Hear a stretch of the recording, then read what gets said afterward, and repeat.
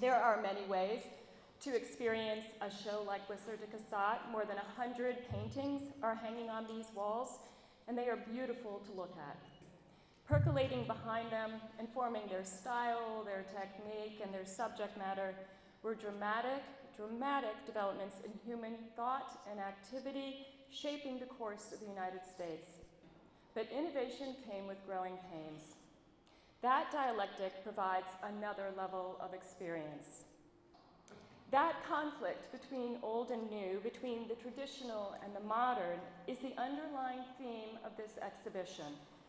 When you arrive in the first gallery, you are greeted by works esteemed by the Academy, works whose historical and biblical subjects were meant to inspire virtue in their audiences. These are works by American artists purchased by the French government, a huge coup that promised commercial success when they got home. But the final picture, a work by a woman artist, Elizabeth Norse, signals what's coming. Her painting was purchased in 1910 at what was called the New Salon, conceived in opposition to academic conservatism. It features a palette of purples and greens, a technique that is loose and somewhat absent in drawing, and just a subject, a mere woman, in a domestic interior. The remaining galleries tell us how we got there. They traverse the distance from the academic to the modern. The path isn't smooth, nor is it consistent, and it is peppered with important actors along the way.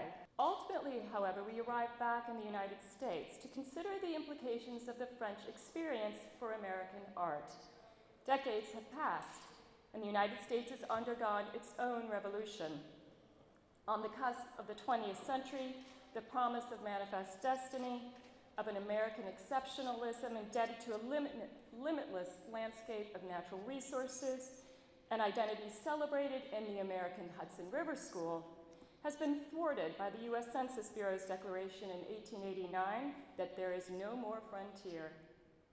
In addition to the implications of emancipation, westward expansion has filled the gap between the Atlantic and the Pacific coasts, ending 40 years of Apache wars, inspiring the completion of a transcontinental railroad, fueling the rise of monopolies and skyscrapers, and prompting the immigration of 25 million people. These developments have improved the quality of life for the majority of Americans, but for all the extraordinary innovations and inventions, the implications are unsettling.